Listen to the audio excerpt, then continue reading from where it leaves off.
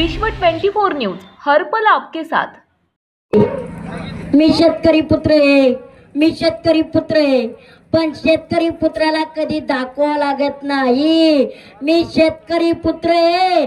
शेतकऱ्याच्या पुत्रांची काम त्यांच्या कामातूनच दिसून येतात। असे शेतकरी पुत्र त्यांचं पद नाही सांगणार। प्रदीप दादा गारेटकर साहेब यांचा वाढदिवस आणि यांच्या वाढदिवसानिमित्त ही जी भव्य दिव्य अशी बैलगाडा शर्यत ठेवली, आधी त्यांच्या टीमला त्यांना मनापासून धन्यवाद देतो।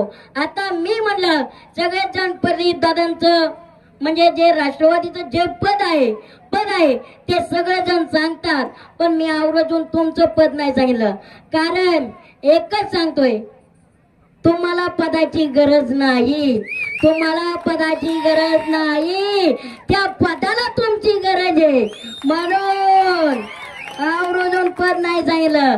अशी माणसं आणि विशेष म्हणजे ज्यांनी मला प्रदीप दादांना सांगत वाटतं, पहिला फोन 7 वाजता केला असेल महेश दादांनी आमच्या, हा भाऊ कुठे आहे तुम्ही?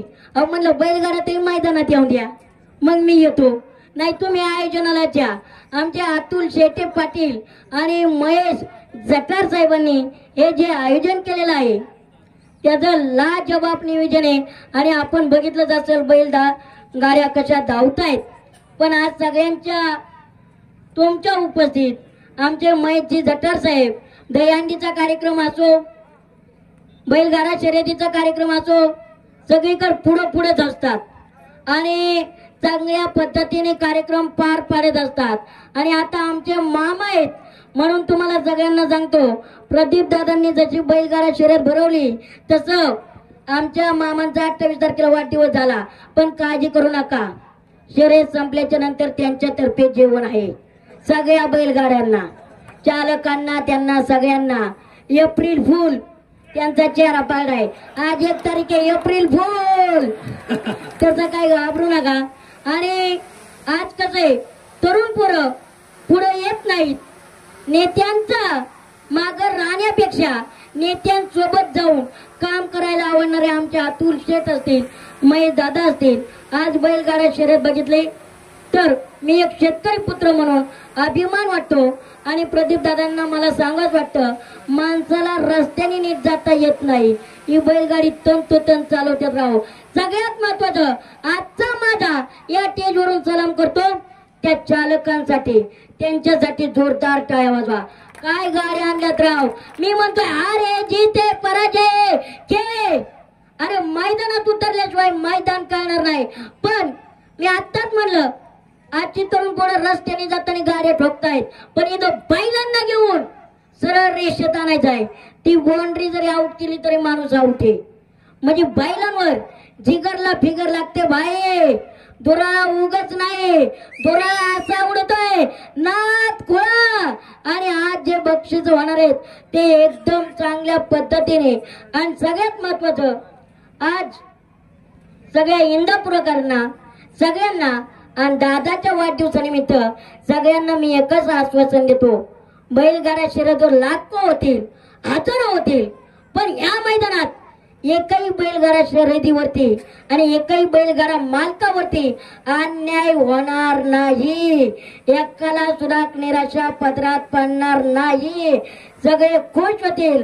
आणि सगळ्यात महत्वाचं आणखी म्हणजे बरेच आभार मानण्यासारखं लय जण आहेत, पण आपण जे पंच असतो त्या पंचांचं सुद्धा मनापासून धन्यवाद मानतो, कारण पंच कमिटीमुळे आम्हाला कळत असतात गाड्या कुठे आहेत, काय आहेत, बिचारे बोलू जाम झाले, निर्णय देऊ जाम झाले, त्यांचं सुद्धा धन्यवाद। तुम्ही सर्वजण वेळात वेळ काढून उपस्थित राहिलात। महेश जटार साहेब आमचे मामा आहेत। कसं आहे आता तुम्हाला माहिती भावांनो, बिग बॉस जरी केला असला तरी मुलं कोणी मिळत नाहीत, मुलींचं लय अवघड आहे, त्यामुळे अशा मामांना जीव लावा लागतोय आम्हाला। हा म्हणजे वाईट नाहीत, आता मागून म्हणतात आमच्याकडे पोरगीच नाही, काय के इंदापुरात पुरी नाहीत काय, म्हणजे असे मामा आहेत। दादा पण चांगले जरा, कसं आहे सकाळच्या सगळ्यांच्या आधी आम्हालाच पहिला फोन या। आणि तुम्हाला सगळ्यात सांगतो, महेश दादांचं आमचं नातं इतकं क्लोज आहे की त्यांनी बोलव आम्ही हजर राहू, पण त्यांची वेळ मी कधी पाळत नाही. पण आवर्जून मला बैलगाडा शर्यत पाहिजे होती आणि मला प्रदीप दादांचं काम आवर्जून पाहिजे होतं की त्यांचं मैदान कसं असतंय.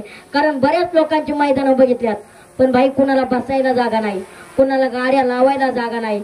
इथं बघा ना, गाड्याची व्यवस्थित पार्किंग आहे, पुरुषांना व्यवस्थित उभा राहता येतंय, स्टेज व्यवस्थित उभा आहे. नाहीतर ती चेंगरा चेंगरी 2-3 गोऱ्याच्या खाली गेली, 2-3 माणसं गेली. ही नाही, ही शर्यत कशी प्रॉपर झाली आणि कोणावरती अन्याय नाही असं कार्यक्रम. आणि सगळ्यात महत्वाचं, एका शेतकरी पुत्रांनी ही बैलगाडा शर्यत भरवली होती. सर्व गाडा मालक असतील, सर्वजण इथं वेळेत वेळ काढून उपस्थित राहिलात. तुम्हाला माहिती आहे, घनश्यामराव बोलायचं म्हणलं तर किती बोलण्यासारखं आहे.